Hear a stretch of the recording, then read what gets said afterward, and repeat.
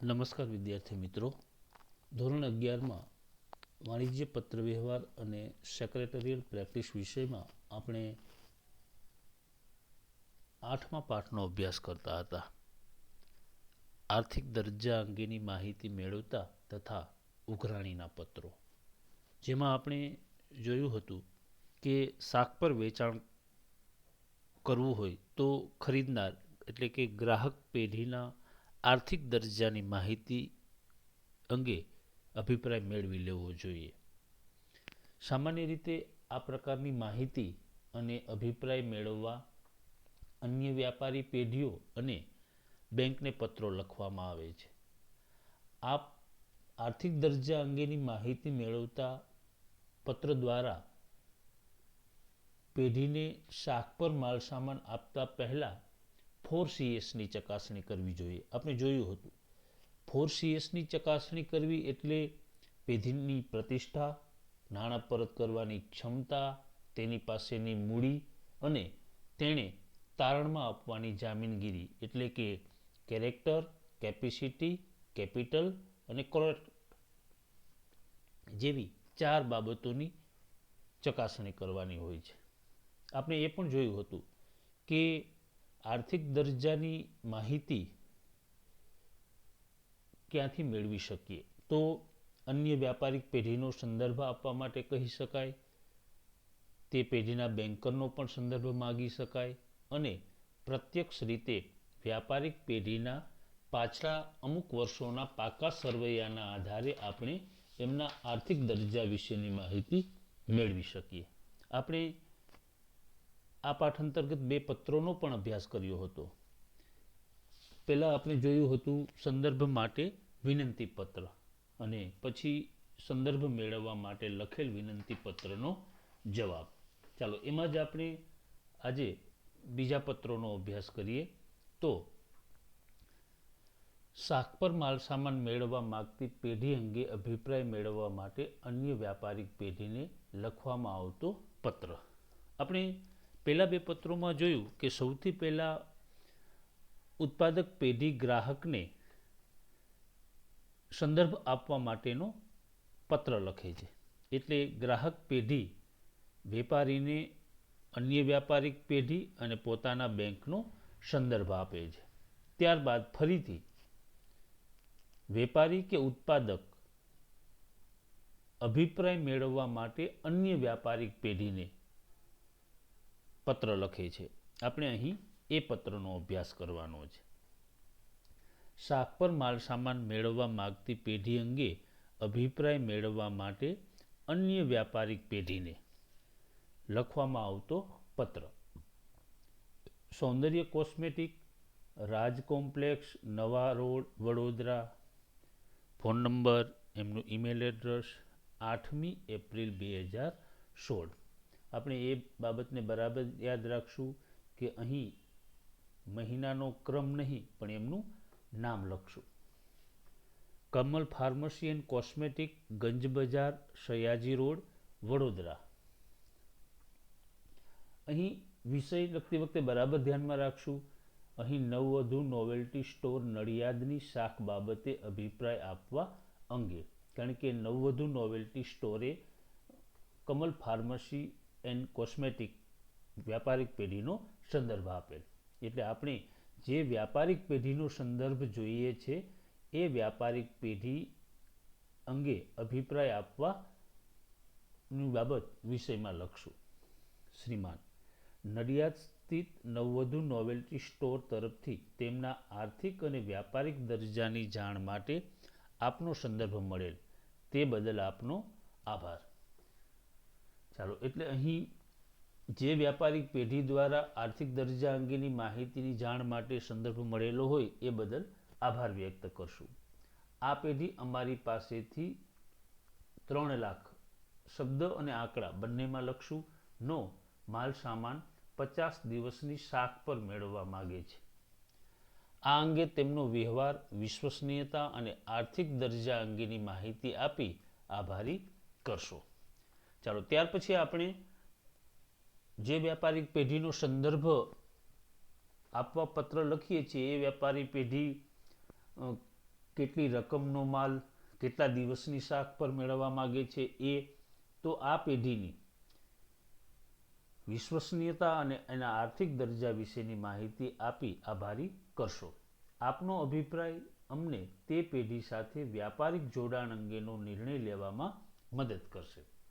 કે તમારા દ્વારા જે અભિપ્રાય આપવામાં આવશે એ અભિપ્રાયના આધારે એ વ્યાપારિક પેઢી સાથે જોડાણ કરવું કે ન કરવું, અથવા તો એ વ્યાપારિક પેઢી સાથે વેપાર કરવો કે ન કરવો એ અંગેનો નિર્ણય લેવામાં મદદ થશે. આપના દ્વારા આપવામાં આવેલી માહિતી અત્યંત ગોપનીય રાખવામાં આવશે, જેની અમે ખાતરી આપીએ છીએ. એટલે કે એ પેઢી અંગે તમે જે પણ અભિપ્રાય આપશો એ અભિપ્રાય ગોપનીય રાખવામાં આવશે, ગુપ્ત રાખવામાં આવશે. ભવિષ્યમાં આપને પણ અમારી આ પ્રકારની જરૂરિયાત ઊભી થશે તો અમે યોગ્ય સહકાર આપીશું. એટલે કે ભવિષ્યમાં પણ તમારે આ પ્રકારની જરૂરિયાત, સંદર્ભ અંગેની કે અન્ય કઈ બાબતો અંગેની જરૂરિયાત ઊભી થશે તો અમે આપને સહકાર આપશું. આપનો વિશ્વાસુ એબીસી માલિક. ચાલો, એટલે અન્ય વ્યાપારિક પેઢીને અભિપ્રાય માટે જે પત્ર લખવાનો છે એ પત્ર બાબતનો આપણે અહીં અભ્યાસ કર્યો. આગળના પત્રની બાબતો જોઈએ તો અભિપ્રાય મેળવવા માટે અન્ય વ્યાપારિક પેઢીને લખવામાં આવતા પત્રનો હકારાત્મક અભિપ્રાય આપતો પત્ર. ચાલો, હવે અન્ય વ્યાપારિક પેઢીને આપણે અભિપ્રાય આપવા માટે પત્ર લખેલો હતો એ પેઢી પોતાનો અભિપ્રાય આપશે. આ અભિપ્રાય 3 પ્રકારનો હશે: એક હકારાત્મક, એક નકારાત્મક અને કંઈ ન કહી શકીએ એવું. અહીં આપણે હકારાત્મક અભિપ્રાય આપતા પત્રનો અભ્યાસ કરશું. Kamal pharmacy and cosmetic, Ganj Bazar, Sayaji road, Vadodara. Phone number અને ઈમેલ એડ્રેસ ઉપરાંત આપણે તારીખ 15મી April 2016. Saundarya cosmetic, 1 Raj complex, Nava road, Vadodara. Navvadhu novelty store Nadiad અંગે અભિપ્રાય. જે પેઢી અંગેનો આપણે અભિપ્રાય લખીએ છીએ વિષયમાં એ પેઢી અંગેના અભિપ્રાયનો ઉલ્લેખ કરશું. શ્રીમાન, નડિયાદ સ્થિત નવવધુ નોવેલ્ટી સ્ટોર અંગેનો અભિપ્રાય મંગાવતો આપનો તારીખ 8મી એપ્રિલ 2016નો પત્ર મળ્યો. આપના પત્રના સંદર્ભમાં આ પેઢી અંગે નીચેની બાબતો ધ્યાનમાં લેશો. ચાલો, હવે એ પેઢી અંગેની બાબતો આપણે કેવી બાબતો લખશું? અહીં હકારાત્મક અભિપ્રાય આપતો પત્ર છે એટલે આપણે એમની હકારાત્મક બાબતોનો ઉલ્લેખ કરશું.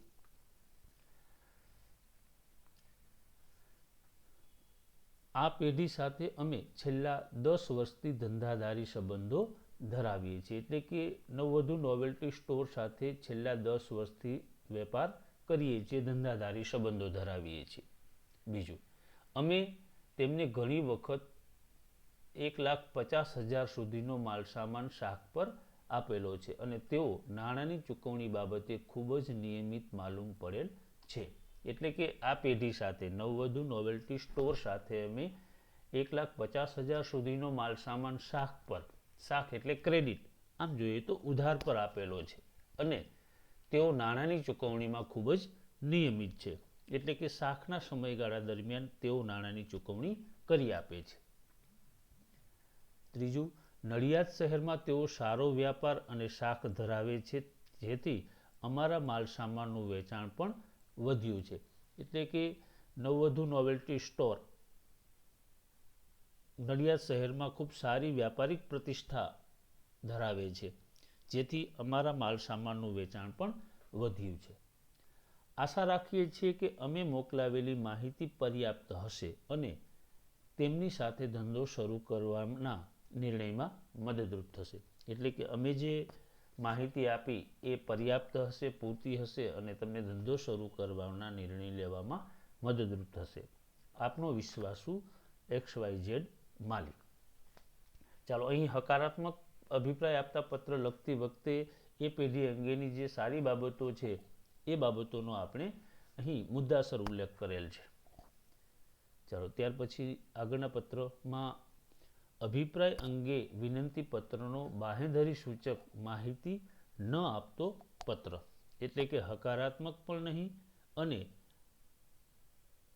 નકારાત્મક પણ નહીં એવા પત્રનો અભિપ્રાય આપવાનો છે. Kamal pharmacy and cosmetic, Ganj Bazar, Sayaji road, Vadodara. 15મી એપ્રિલ 2016. સૌંદર્ય કોસ્મેટિક, એક રાજ કોમ્પ્લેક્સ, નવા રોડ, વડોદરા.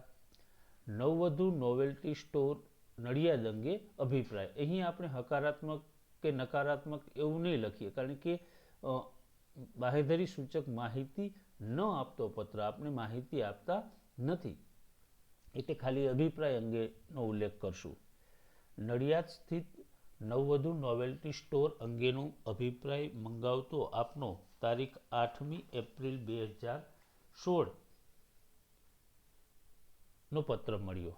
એટલે કે જે પત્ર સંદર્ભ માટે મળેલો હતો એમનો ઉલ્લેખ અહીં કરેલ છે.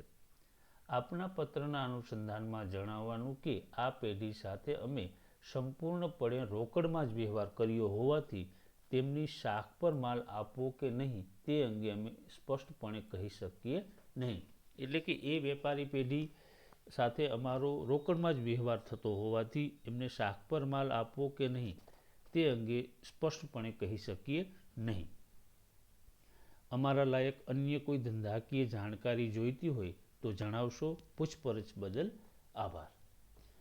એટલે કે એ અંગે અમે સ્પષ્ટપણે અભિપ્રાય આપી શકીએ નહીં. અમારા લાયક કોઈ અન્ય ધંધાકીય જાણકારી જોઈતી હોય તો જણાવશો. પૂછપરછ બદલ આભાર. એટલે અહીં આપણે જોયું બાંહેધરી સૂચક માહિતી ન આપતો પત્ર, જેમાં આપણે એ પેઢી વિશેની કોઈ માહિતી આપવાની નથી તો હકારાત્મક માહિતી આપવાની, નથી તો નકારાત્મક માહિતી આપવાની. ત્યાર પછી આપણે લાસ્ટ પત્રનો અભ્યાસ કરીએ, જેમાં આપણે નકારાત્મક જવાબ આપતો પત્ર લખવાનો છે.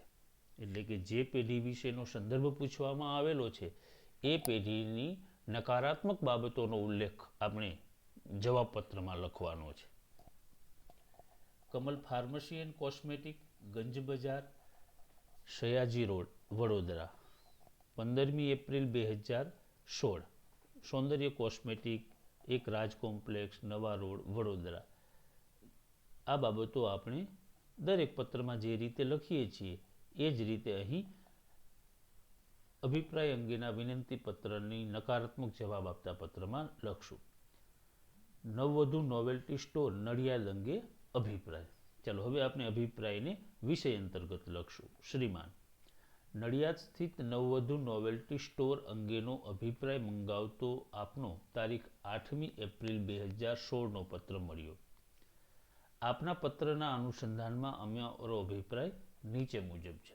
જેવી રીતે આપણે દરેક અભિપ્રાય અંગેના પત્રમાં અભિપ્રાય મંગાવતો પત્રનો સંદર્ભ લખીએ છીએ એવી જ રીતે અહીં લખેલ છે. આ પેઢી ખૂબ જ જૂની હોવા છતાંય બજારમાં તેની સારી પ્રતિષ્ઠા ઊભી કરવામાં અસમર્થ રહી છે એવું અમને લાગે છે. ચાલો, એટલે અહીં આપણે કેવો જવાબ આપવાનો છે? નકારાત્મક. એટલે અહીં લખેલ છે કે આ પેઢી ખૂબ જૂની હોવા છતાંય બજારમાં તે પોતાની પેઢીની સારી પ્રતિષ્ઠા ઊભી કરવામાં અસમર્થ રહી હોય એવું અમને લાગે છે. બીજું, છેલ્લા 3 વર્ષથી અમે તેમની સાથે વેપાર કરીએ છીએ. નાણાંની ચૂકવણીની બાબતમાં તેઓ ખૂબ જ અનિયમિત માલુમ પડેલ છે. એટલે કે અમે છેલ્લા 3 વર્ષથી એમની સાથે વ્યાપાર કરીએ છીએ, પરંતુ નાણાંની ચૂકવણીમાં તેઓ અનિયમિત છે. સમયસર નાણાંની ચૂકવણી થતી નથી. નેક્સ્ટમાં અમે તેઓને 1,50,000થી વધુ કિંમતનો માલ સામાન શાખ ઉપર આપેલો નથી. એટલે કે અત્યાર સુધી અમે એમને 1,50,000 સુધીનો માલ સામાન શાખ પર આપીએ છીએ.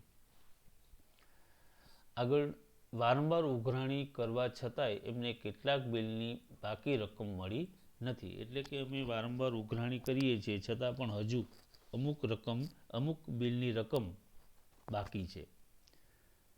અમારા દ્વારા આપવામાં આવેલી માહિતી અત્યંત ગોપનીય રાખશો તેવો અમે વિશ્વાસ ધરાવીએ છીએ. એટલે કે અમારા દ્વારા જે પેઢીની બાબતોની માહિતી આપેલી છે, અભિપ્રાય આપેલો છે, એ અભિપ્રાય ગોપનીય રાખશો એવો વિશ્વાસ ધરાવીએ છીએ. આપનો વિશ્વાસુ XYZ માલિક. તો અહીં આપણે આર્થિક દરજ્જા અંગેની માહિતી મેળવતા પત્રોનો અભ્યાસ કર્યો. જેમાં સૌથી પહેલાં સંદર્ભ આપવા અંગેનો વિનંતીપત્ર, ત્યારબાદ વિનંતીપત્રનો જવાબ, ત્યારબાદ આપણે ત્રીજા પત્રમાં માલસામાન મેળવતી પેઢી અંગે અભિપ્રાય મેળવવા અન્ય વ્યાપારિક પેઢીને લખવામાં આવતો પત્રનો અભ્યાસ કર્યો. પછી અભિપ્રાય મેળવવા માટે અન્ય વ્યાપારિક પેઢીને લખવામાં આવતા પત્રનો હકારાત્મક અભિપ્રાય આપતો પત્ર જોયો. ત્યારબાદ બાહેધરી સૂચક માહિતી ન આપતો પત્ર અને અહીં વિનંતી પત્રનો નકારાત્મક જવાબ આપતા પત્રનો અભ્યાસ કર્યો.